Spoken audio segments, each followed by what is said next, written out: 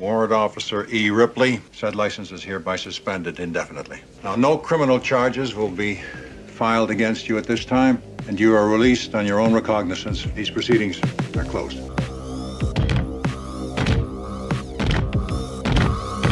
Get away from her, you bitch!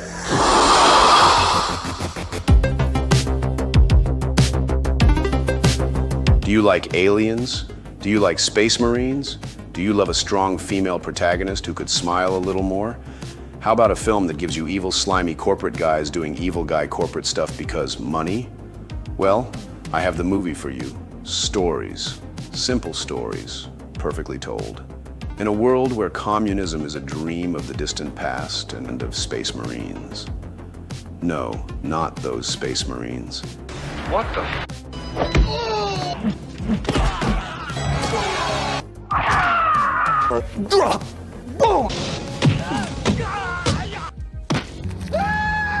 It's a movie that takes the premise of a sci-fi movie mashed up with a horror film and breeds it with the Predator, creating something for all ages. Now what the fuck are we supposed to do? It's a science fiction masterpiece, it's a horror film masterpiece, it's an action masterpiece. From the director that brought you the film where hippie blue people fight evil corporations to save trees, and the film where a single mom finds love with a robot who will sacrifice himself for her special little boy while not wanting a romantic relationship so he can fight against an evil corporation to save humanity, comes the sci-fi tale of a strong, independent woman who learns that being a mother is more important than working in a loading dock for the rest of her life, while fighting against an evil corporation. It's Aliens, 1986. Do something!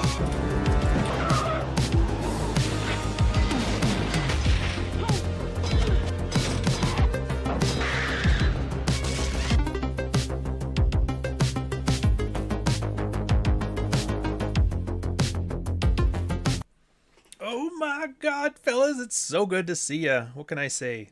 We are on that, hold on a second, let me move this. There we go. There we go. Let's get back to it. Let's get centered in the frame. We're going to clip this. We're going to clip this. I know this is blasphemy, but I've never watched Alien. Oh, good sir. You are in for a treat then. You're in for a treat. Aliens. The movie that was so good, they're like, this makes money. Let's make more. Remember the story from it was Alien had come out and it was doing really well. It was like the late 70s. The Star Wars was big. The Iran-Contra affair hadn't happened yet. America was still feeling good about itself. And James Cameron walked up to the producers and they're like, hey, I got a plan. And he wrote on the blackboard, Alien. And everybody's like, huh, we've already done that movie. And then he put an S on it, Aliens. They're like, go on. Drew two lines to make it look like a dollar sign. And they're like, holy shit, make the movie. And he made it. And it was, the thing made like, he spent 18 million on it and it made something like 120 million back. And that's just box office. This thing sold more DVDs, VHS, and syndication licenses than you'd ever believe. This thing made so much money. It made so much money. They made another like 17 Aliens films, 17 video games, God knows how many comics, and it's all been a complete downward spiral of nonsense and bullshit, and nobody cared. And it still made enough money to make up for all that stuff. So we're talking about Aliens because tomorrow on the Ohrian channel, Aliens is coming out. That was the teaser. That was the trailer. As always, by the way, side note, Jake Long in Softbone, my new cyberpunk story, is going to be out hopefully soon. I was supposed to get the final manuscript back a couple weeks ago, but things got busy. Supposedly it's going to be here at the end of the weekend, so it'll be great. Any final changes I have to do, and then we'll get it out. Cover's done. The graphic design is all set up. All that's missing is the finished product. So it's going to be great. Sign on to the Substack. You'll see more about it, and you're going to see that I'm not the critical drinker. While I am critical of good storytelling, I also can tell a good story. I'm not going to waste your time and money. Who'da thunk? How novel. So Aliens made a shit ton of money, and there was some things that they did that I don't think people knew why it was good at the time, because like special effects were still new and CG hasn't come out yet. But it's about I always talk about verisimilitude, and this is not that. This is more stylistic via technical limitation. You're like, what the fuck are you talking about? Bear with me here. Star Wars, Aliens, The Thing, They Live. They didn't have high-tech special effects. When you look at computer CGI stuff that was done in Aliens, you get like the laptop. Remember the laptop with the LCD display? For Star Wars, you get the scene of like the plans for the Death Star. It's essentially like really cheap CGI, wireframe stuff at best, right? Which is fine. It's the limitations of the area, and they're like, well, we can't make this realistic, so we have to have like a viable reason for it to be in there. Absolutely do it. What do they do for the aliens? They took that H.R. Geiger vibe and they put like vacuum tubes and slime and shiny carcass, make them look like giant beetles, give them claws, stuff like that, because you had to put a guy in a suit. So they had to look vaguely humanoid. And you have all these restrictions. And the thing about restrictions is it increases creativity. I've told the story probably 4 times. I'm going to tell it again, where I was in my fine art class back in my first time being in university. And the teacher would show us an example. He's like, just paint something. He had an hour, paint something, bring it to the class. So we sat there, most people sat there for like 20, 30 minutes staring at a blank canvas. And then finally we started figuring out, and what ended up happening was most guys would paint cars, most girls would paint horses, and the occasional person would paint a giant eyeball. It was all boring, it was all derivative, it all looked the same. It's basically the original AI art in the 90s. Then, the next week during the workshop, he's like, I want you to make, and I can't remember what it was exactly, but like make an impressionist piece based on this, like have some rotting fruit in there and this. He gave us a bunch of restrictions. Within 5 minutes, people had their sketches ready and they were starting to paint. And then by the time the paints were finished, you had a much larger variety, a diversity of style. And so restriction breeds creativity. You need that. That's the problem. And that's why those movies will be better than the stuff coming out now, because now there's no restriction.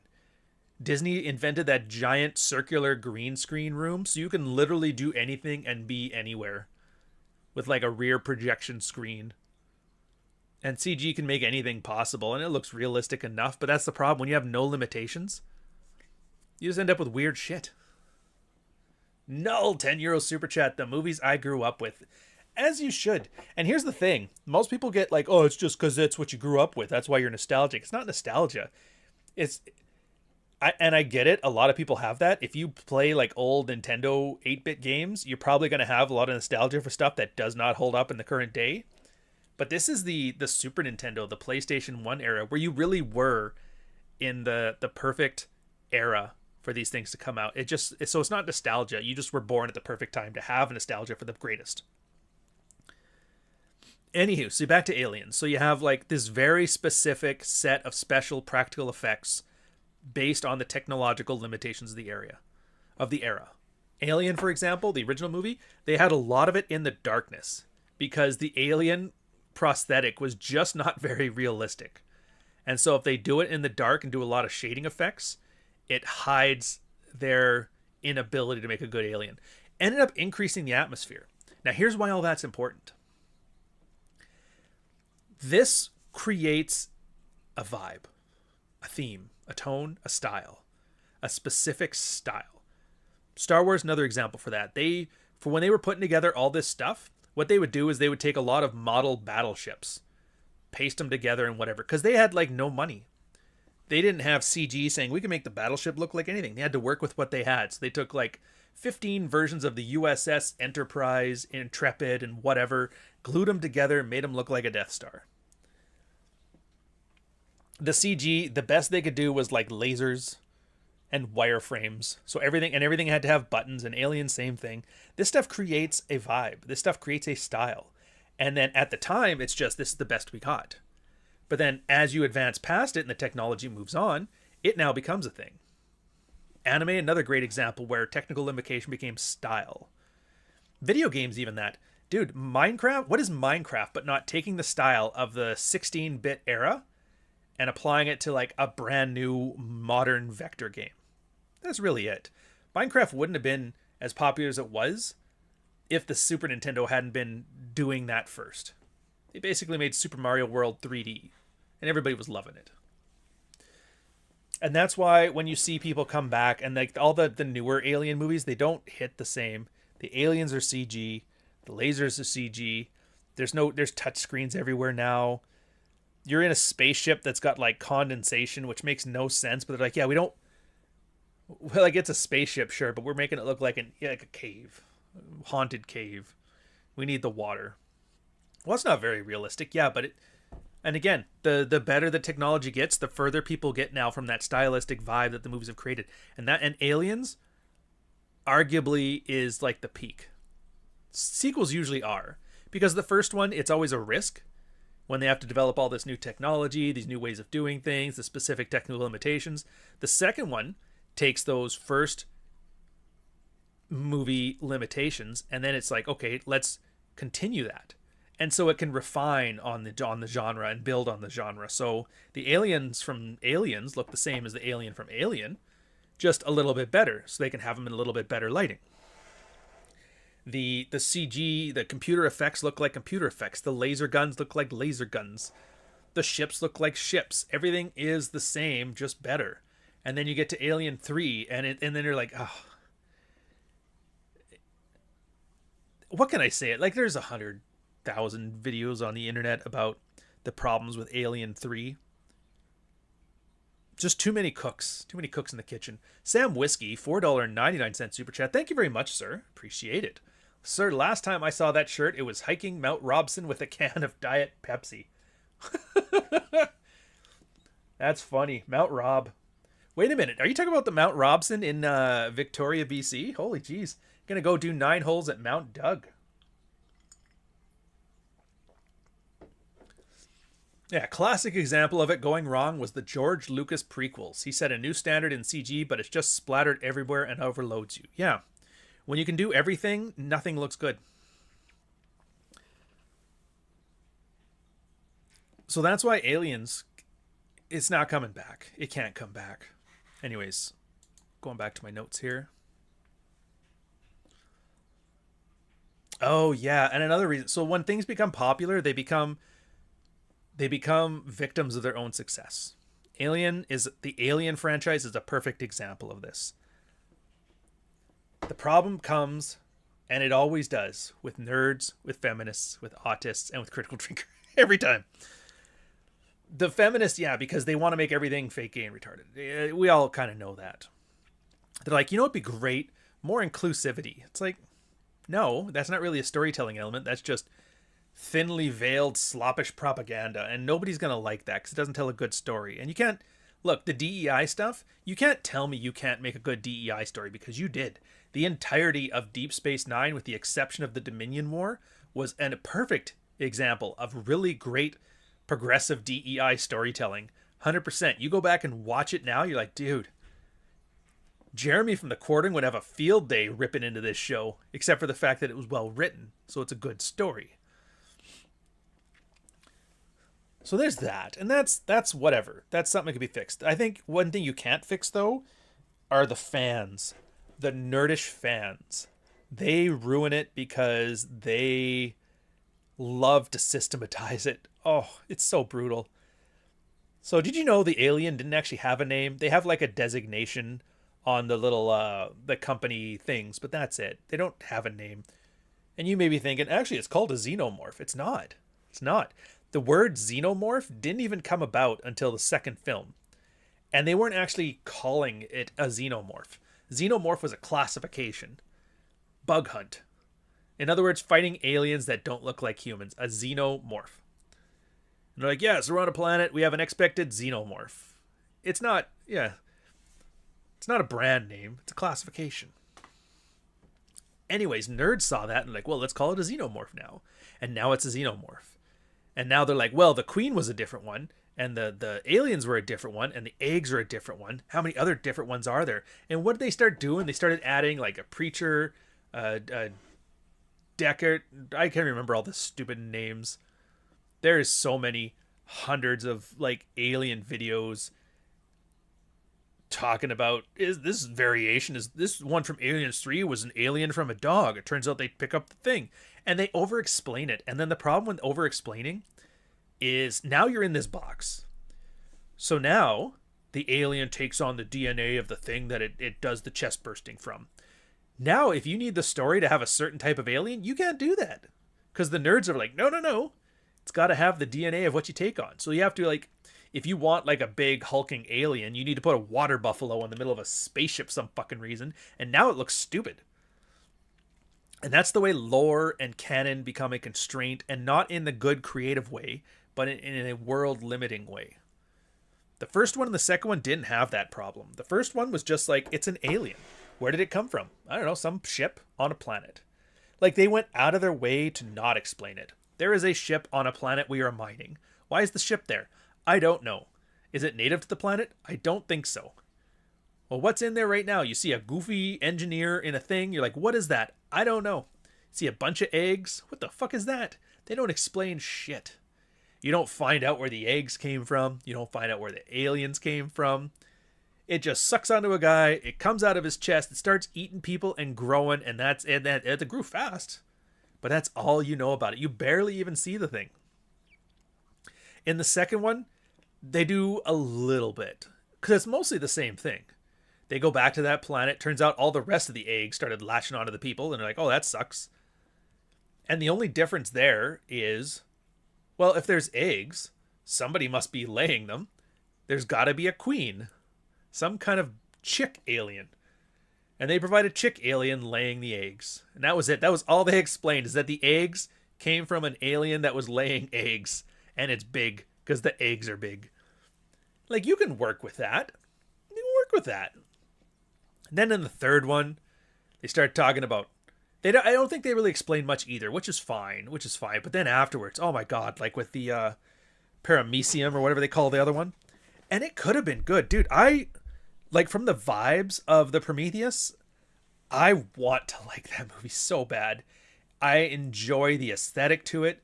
I enjoy where they try to do that Blade Runner Dune 1984 thing where they make it so boring and convolutedly highbrow that it kind of takes on its own vibe. It's like the movie you fall asleep watching as like a comfort food. I fucking love that stuff, but they just ruined it by over-explaining the aliens there. It's like, well, look at this little dot here and this here, and there's like 500 million things now, and now you have to deal with it, and I'm just like, I'm out of it. Oh, shit. All right, Sam Whiskey, $4.99 super chat. Hey, Couch, will Ohrian review the movie F, Folks? It kicked off the 80s action genre. I don't know about that. Let me see. First off, this is a movie I've never heard of. Why does it say North Sea Hijack?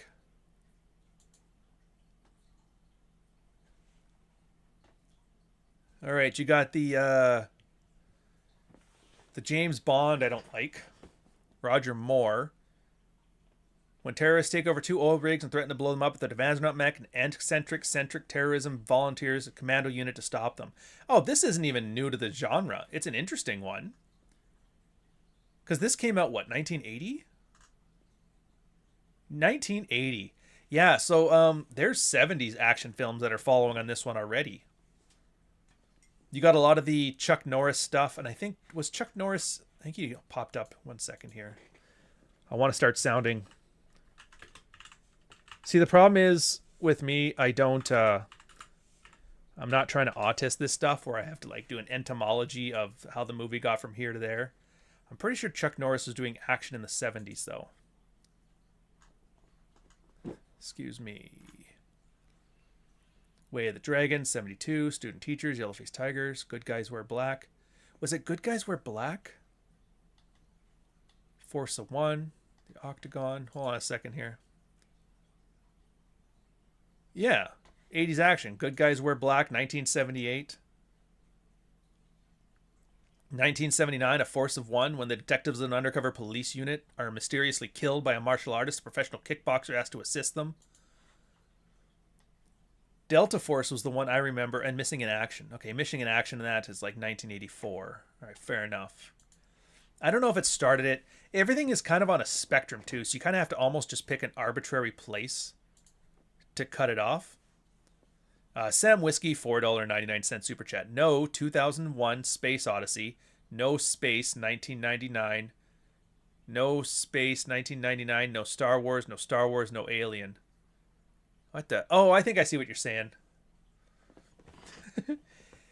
Yeah, I mean, everything follows. You can go that far. If you want to go that far, I'll bring it all the way back to like Buck Rogers. I actually have a Flash Gordon one coming up, and it'll be in about a month.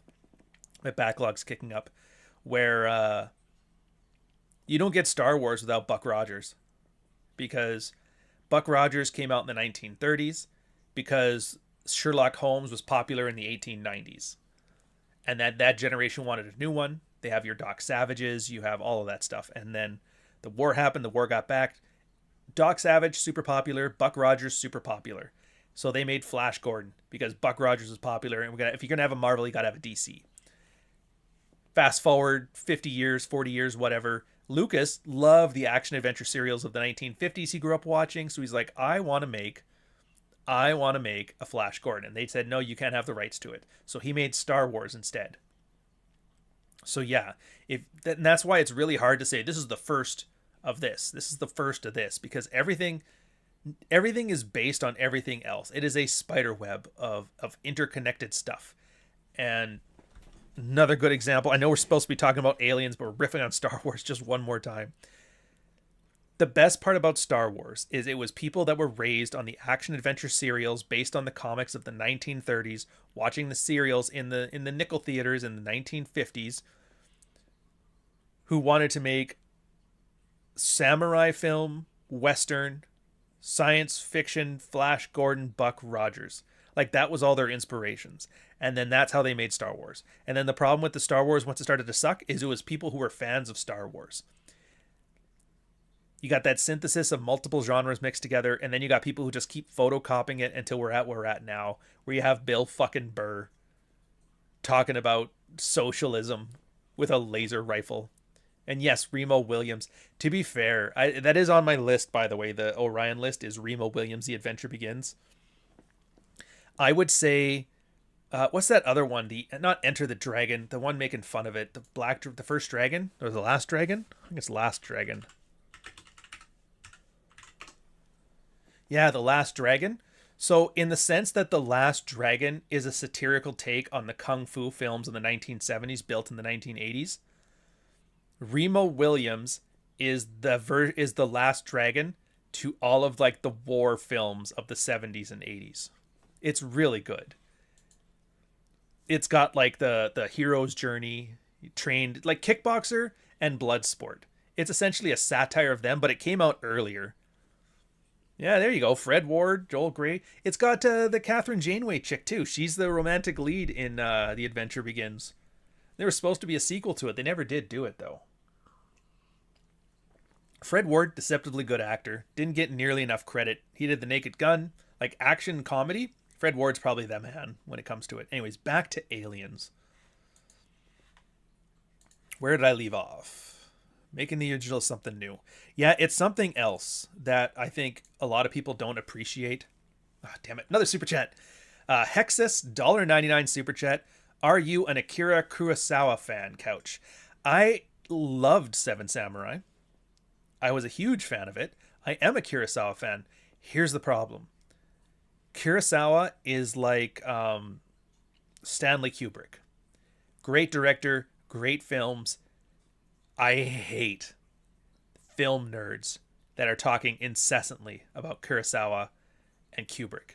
Like, I don't want to do a Kubrick film on this one because it's like I have to compete against the autist of the autist. And it's the same thing with Kurosawa, which is too bad because I would actually love doing some of this stuff. Like, you'd be surprised how many people have just like stolen and inspired from him wholesale. No, don't be sorry. It's a super chat. We're engaging. That's the point of this thing, right? If I just wanted to stick to a script, I would have made this pre-recorded. It's all good.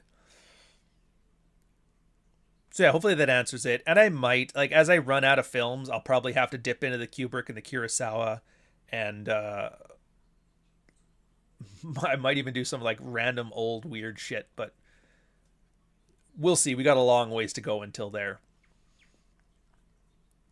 The new Spaceballs 2 promo came out. Yeah, I saw that. I'm reserving judgment. First off, I didn't know Mel Brooks was still alive. I thought he died. He's been making movies since the 60s. He's like 107 years old. I'm like, holy shit. Rick Moranis. They have to replace John Candy. I don't know how they're going to do that, but whatever. Anyways. So the other thing that Aliens did that was great, and we kind of lost it. We lost the technology. Is they remade the movie as a sequel. What are you talking about? Well, Highlander 2, perfect example of it. You have Highlander, right? Immortal beings, chop each other's heads off. Everybody knows the lore. Everybody knows the movie. It's a wonderful tale. It's a simple tale. Highlander 2 was like, if Highlander didn't exist and they made the pitch, that would be Highlander 2. It ignored a lot of stuff. And this is the contradiction. So I talk about how you don't want movies to over-explain stuff, right? You don't have to. But they do. Oh, there we go. But they do. And it kind of ruins it. It ruined Aliens. But for Highlander, they over-explained it in like a completely different direction. They made the Highlanders time-traveling immortal gods or something like that. And it was like, they're not gods, but the magic they used to send them back to the future was what turned them into gods. It's completely weird shit, over-explained, but it works there. And so you got you thinking, how does it work in Highlander 2, but it doesn't work in Aliens? And the only answer I can come up with is they didn't do it autistically in Highlander 2.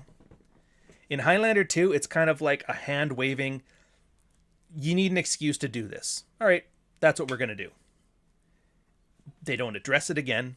They don't talk about it again. They don't deal with it again. It doesn't exist. It's just needed to get you from A to B. And I think that's the big thing, is it's functional. For example, for Aliens, you didn't need a deacon or the other type. There's like 5 types of xenomorphs or whatever. You don't need all of them. You could have used a normal alien in that spot and not a deacon or not a weird little fucking alien morphy thing, and it would have still worked. So why did you do that? It was just convoluted explanation for the sake of it. But in the case of like Highlander 2, well, you kind of needed this. Why? Because there had to be a reason that they were fighting in this different place that you'd never seen before, and then they came here. And in the original movie, they technically made it like a space aliens. They were aliens coming from a different planet, which was stupid. The time-traveling one, Ancient Civilization, that one's like, yeah, whatever. For some reason, it just fits better. And a lot of the times for the ideas, you just kind of have to go with the one that works. Then they add the cyberpunk stuff, because once you're in the present, and once you have the premise of the Highlanders, you can do whatever you want, because they're living in their own world. You want to make it a cyberpunk dystopian hellhole? Go for it. Give her. That has nothing to do with how the Highlander stuff works. Don't have them fight in a church. Why not? Because that's one of the rules. Fair. As long as you establish it as a rule and there's consistency to it, it works. Yeah. So Aliens did do that. And I was talking before about how there is something that the movie Aliens does that I didn't know in 40 years of the movie being out, or however long it's been out for. 84. Yeah, 84. So it would have been like 40 years. When Ripley comes back and gets debriefed after the example of losing the mining ship 57 years ago, or however long it was. And I always thought it was the company didn't believe her. They think she's lying. They think she's making it up. They think she destroyed a $40 million piece of equipment and it's going to cost her. Somebody's like, you realize, like, that was the point where they realized, like, where you knew the company knew. And I'm like, yeah, it kind of makes sense. Because they had a bunch of documentation. The android was sending them off to the home base about the xenomorph, how to capture it, and they knew all this stuff. So they knew. So why were they doing the rigmarole of the investigation and that? It's like, well, they were just told, shut the shit down. We got the colonists there, waiting for the aliens to take over, then we're going to bring them back. And that's why they sent Burke over there as well. So the whole thing, it's not that they didn't believe Ripley. They knew she was 100% right. They just wanted to keep this quiet because they didn't want the Tyrell Corporation from taking it. What do you mean? Even from Blade Runner? Yeah, apparently. And this is more so one of those like fantastical rumors that you can't confirm or deny, but it sounds good, so I'm choosing to believe it. Where Blade Runner and Aliens are in the same shared universe. So like these cyberpunk dystopian hellhole mega corporations, Tyrell Corporation, and what's the one from Aliens? I cannot remember the Aliens company. Does anybody remember in the chat? Saw the documentary Aliens Expanded yesterday, learned a few things. Yeah, and see, now I don't focus on that stuff on the channel, but I do find it interesting. At the same time, I find it more interesting than a breakdown of the 18 different types of alien biology. This is where the third heart is. I'm like, I don't give a fuck about that. But yeah, somebody else here in the chat was talking about the adding more context to the motherly things, and this is the Carpenter. But before I finish that, I'm going to finish off this thought. Yeah, so Aliens, they took the idea of aliens and they remade it as if the first aliens didn't exist, other than as like a backstory. I'm like, that's perfect. I think more movies should do that. The Avengers and the whole Marvel Universe stuff has just ruined a generation of filmmakers because they think they need to have a fleshed out and consistent cinematic universe for their movies. No, we're going to have the Justice League, and the Justice League has to be tied in with all this stuff, and we're going to do John Wick, but John Wick needs to be tied in with all this stuff, and then everything has to mix together. It's like you're not making a movie. You're making an autistic encyclopedia of some world you just invented. And don't get me wrong, there is Tolkien fans to this day who do that shit with Tolkien. Giver. There is Star Wars fans to this day that, like, I can tell you every nook and cranny of an AT-AT walker, and you're just like, I can tell you what a vagina smells like. We are not the same. There is those kind of people, and I get it, and I get there's a love of it, and I get there's a thing of it. Warhammer can have them. For movies, though, it doesn't make good movies. It just makes a good marketing pitch for like merch for a fan base. And if that's what you need to do to sell merch, fill your boots. But don't do that to make movies. You just ruin the movies. You ruin the movies. Have it as a supplemental thing. Don't pander to it. Don't focus on it. In fact, if anything, ignore it from the movie side of things. Let the merch guys handle it. Waytani or Wayland Corporation. Thank you very much. Leyland Wutani. Or Wayland? Isn't it Wutani? Yeah, it's Wutani. Wayland Yutani. That's the one. So what we got here? Remake the original as something new. Lauren Cannon become a constraint. Oh, the mama's boy stuff. Why'd you call him a mama's boy? It's because he is. I'm about to ruin a lot of Cameron films for you. Do you know Cameron? And I don't know how else to say this other than to say it as acerbically as possible. But he is the baby boomer male feminist ally director. I'm not saying he's not talented. I'm not saying he's good at what he does. But if you watch his films, they tap into this like hippie dippy feminist boomer idea. Everything. Terminator 2, perfect example. What is Terminator 2? Yeah, there's the story of the Terminator, there's saving the Earth. But when you look at it as a story, what is this? It is a single mom with a troubled child who didn't have a father figure in his house. She is on a quest to find him the best stepdad ever. And she finds it in a robot. Because the robot doesn't try to sleep with her. He defends the son for no reason other than he's a special little boy who's going to save the universe. Sacrifices himself for it. What is that but if not like the Karen, the frigid, butch, feminist, single mother wet dream? But they put enough lasers and robots and chrome T-1000 in there to distract you from that. Everything. And you're like, holy shit, you're right. Yeah, it's the story of a divorced single mom. Don't forget, she only knew Reese for like a day before she started schlepping him. And he got killed. Same thing. Avatar is another same thing. It's like the hippies in the jungle with their drugs and the evil corporations and that stuff. And Aliens is the same thing. Ripley. They added some scenes, and I love the director's cut for this because it shows the true vision, which is why I know what I'm fucking talking about. She was on the Nostromo for 50 years on the escape pod until they found her, right? And it's weird because I didn't see it on the director's cut, but I do remember it. It must have been the theatrical cut. I don't think I'm misremembering this, but so her daughter is just died when she got back. So it was too late. Her kids died. And if I remember correctly, the extra long cryo freeze that she was in ruined her plumbing. So she became sterile. And there was like, I specifically remember a scene where she had a meltdown over this. It's like a character thing. It's like finding out she no longer has her feminine identity. She cannot be a woman because she can't bear anymore. I'm like, that's fucking interesting. And you put that in like a male-centric macho action movie. Holy shit. What else did they do? Collaborative Learning is a YouTube channel I reference on it too. He's like really good on this stuff. He's kind of doing what I do, but he does it more academically. Really worth a watch. He's one of the guys that'll do the Kubrick stuff better than I could.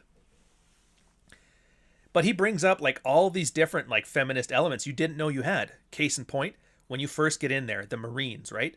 They're all cocky. They talk a lot of shit. They're kind of like what you would think of as macho Marines, but they're kind of more like a childhood version of that. Like, dude, if I was 13, this would go so hard.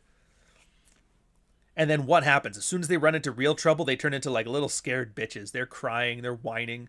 It's over, man. Game over. And that's the idea that the scared little girl in the loading dock, she had to kind of step up and be the man. The officer panics and freaks out. Ripley, the PTSD victim, give me the truck. And she just starts running over aliens, right? Men are stupid. Men are cowardly. They're masculized. Life is a facade. But she's got it. And the worst part is, well, I guess, or not worst, but I guess the best part is it's well written enough that you just go with it. It's like, yeah, sure. Why not? There's room for all kinds of stuff. There's room for the feminist trope to make fun of the hardcore facade masculinity guys. They're characters, right? And that's a realistic sounding character. They have a realistic arc. They do things that make sense in that world. And so you don't even think about it, nor should you. I don't want to give this any culture war beef because there's no culture war beef. It's just do it right. If you want to argue that they don't make any like stereotypical good hardcore action type things anymore, that's a case you can make, but there's not enough alien movies out there for you to think that. Yeah, I got in touch with her inner forklift. And that's what happened. Like when you first start it, what happens? She's lost her identity, lost her plumbing, lost her daughter. PTSD from this situation here. She's basically a fucking mess. She's working in a loading dock. She's the feminist, like, boss bitch archetype. Oh, I'm working in a loading dock. I'm earning good money. Finally, she's like, no, man, this isn't right. I can't get past the alien thing, so I'm going to go with you. We're going to sort this out. And she gets down there. She's scared and she's timid. And then you see she's got potential that first time when she drives the truck in there to save the group. Then she finds Newt. Oh, she found Newt. All of a sudden, it's like a second chance. It's a chance for me to pick up that mantlehood of mother, the one that I've lost from before. And then that becomes her driving force. Yeah, you could always just say, I just want to survive. And that works. But this is much better. It's not just about surviving. It's about I have to save the daughter here that I couldn't when I was in cryo freeze and I lost my other daughter. And that's when you see at the end, when Newt falls down the thing, gets caught in the swamp, gets kidnapped by the alien. She's like, no, I'm going back for her. And you went from a chick who couldn't even sleep because of thinking about these aliens to the point that she's like, nope, I am walking up to that queen with a shotgun. I don't give a fuck. You give me that girl back, you bitch.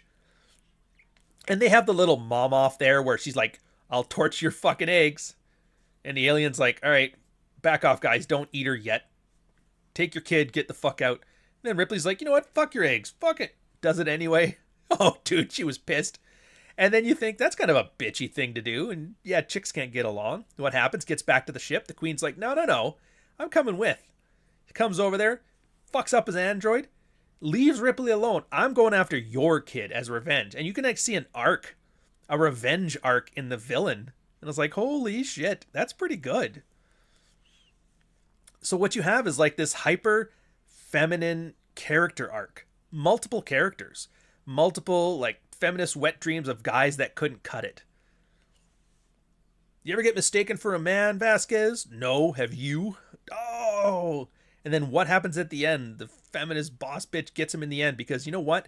That boss bitch job she had at the loading dock earlier that they gave foreshadowing. Hey, what can I do for you here? Well, I can help you run the miner thing. Probably the most famous line in science fiction. I would argue it's probably more famous than the Han Solo's "I know." Get away from her, you bitch. I was like, damn it, that line slaps. Line fucking slaps. What is it called when you're both fascinated and repulsed at once? I'm sure there's a word for it. It's like the Slanesh Warhammer thing. He likes making things hypersexual, but also like Lovecraftian. It's such a unique thing.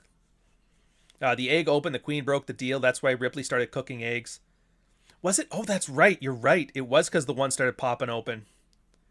And it was, I guess you could say that the queen broke the deal, but I think it's kind of just because the eggs, like she has no control over when the eggs open and hatch and do their thing. So I don't know if it's so much that she broke the deal, but you do have a point. It was there. It's like, well, sorry, babe.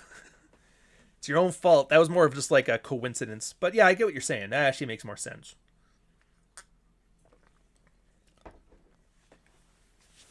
So yeah, the story is of a sterile mom adopting a kid and rekindling her love of motherhood and letting go of the feminist thing. And sure enough, she's got like and it's like the same theme from Terminator, by the way. In the same way I talked about the T-800, Schwarzenegger being the stepdad that's the dad that stepped up, not the stepdad. Same thing here with the android. After all is said and done, she gets to sleep around with, and it's the same guy who plays Kyle Reese. So she gets to have him as like the surrogate Chad, who's like, critically wounded. She has to save him. But then she gets like the stepdad with the android. He basically sacrificed himself to protect all of them. Which was nice. And to be fair, that was one nice thing too, because the last android was obviously a psychopath and tried to kill all the crew.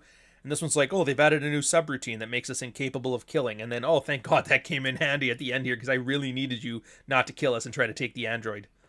Yeah. But it's just great. And there's so many levels you can enjoy it on. You can enjoy it on this level. You can actually watch you like really getting into all this stuff that would have been woke DEI slop today. And you're like, dude, if they would just make woke DEI slop like this, I would sign up for it. And you're like, yeah, it's funny, isn't it? If the story is well told, you understand that wrestling isn't real. You understand the verisimilitude. You can just sit back and enjoy it. It's a moral message that I don't like, I don't agree with, but the fucking story bangs. You're like, yeah, absolutely. So yeah, you get a mama's boy. Give him some plumbing, give him some tubes, give him some practical effects, give him a good story and a decent premise, and don't autist it too much, and you can make magic. You can make magic. Anyways, so that's it. If you haven't watched Aliens, I would strongly suggest you do. Marty, I saw you in here saying you couldn't. Does it count if you pay for the VJ? I just saw that now. Killing me, sirs. Killing me. As an audience, we experience time jumps. Ripley goes through all of this in months. Sorry if you said that I joined late. Yeah. Oh, yeah, you do. But that's good storytelling. You have to... So obviously in real life, everything has to follow the same cadence. It's got time, right? Seconds, minutes, hours, whatever. Storytelling doesn't have to do that. Storytelling is able to jump because the beats of a story aren't necessarily temporal. In my first book, Dog Walker, absolutely. This happens in like a year. And the story just skips months. Years in some cases. It jumps forward, it jumps back. Because thematically, the beats of a story happening in a certain order, that has to happen. And while you can have it happen in sequence, and some stories do really well for that, you don't necessarily have to. It's like you said, there's time jumps. So Ripley, when she first lands, it's a couple weeks of recovery, and then she gets the Weyland-Yutani investigation, and then she gets to work in a loading dock for a couple months, and then she comes back. But you skip out all the stuff that's not important.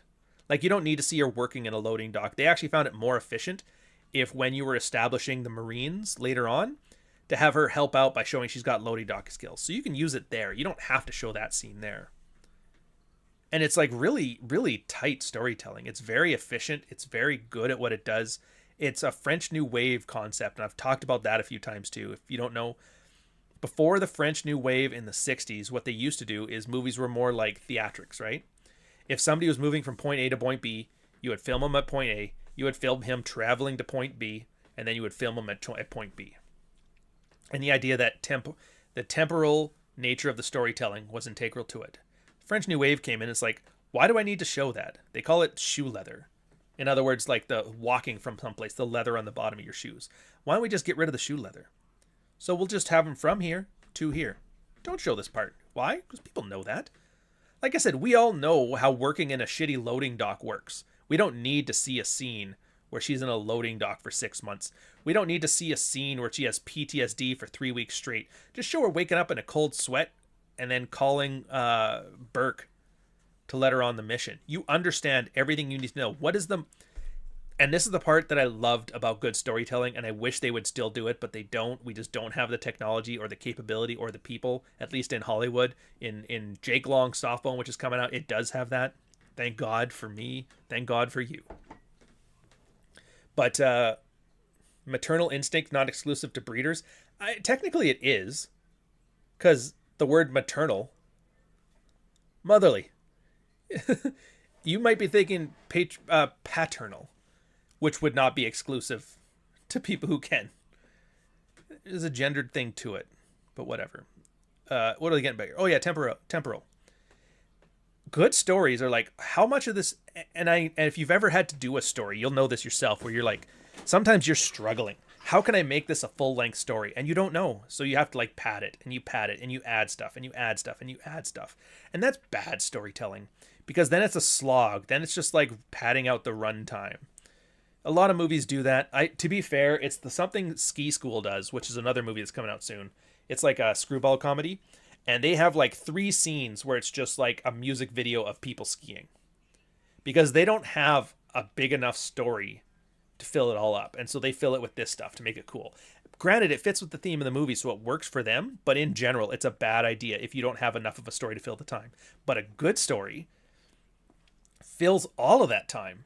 Characterization, backstory, character arcs.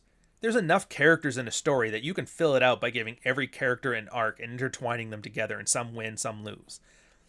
What makes them a good story is like, how much of this can we remove without anybody missing it? And this is one of those things that you'll learn from book writing. And it's probably the best advice I ever got. If somebody can skim, like if they can skip a paragraph that you wrote and not lose their place in the story, then get rid of the paragraph. If they can skip a page and not lose their place in the story, then you don't need that page. So just keep doing that. Keep getting rid of stuff. And I'm not saying anybody's perfect at it, but you treat it as like a guiding principle. Do you need this? If I get rid of this, will people still not understand? Heck, Dog Walker's a perfect example for this. Anybody who read Fuck Files, which was my very, very first one, they'll recognize a lot of the themes from that, which is like a nonfiction book, in this, which is a fiction book. And you're like, hey, where's the flight attendant? Where is the single mom? Where is this? Where is that? And I'm like, yeah, they didn't work for the story, so I got rid of them. The story could have been twice as long, had all those stories in. You wouldn't learn nearly as much about it, because every individual experience in there is based on a character developing his arc. Anyways, so that's all I got for you guys. Enjoy yourselves. I think they're doing a Rule Zero podcast. I don't know if I'm going to be able to make it or not. But I'll catch you on the next one. Cheers. Oh, Sunday. I think it's 10 o'clock. Just watch it. You'll love it. Thanks for sticking around, by the way. I appreciate your time. I appreciate your patience. And I appreciate your good taste in fine movies, sirs.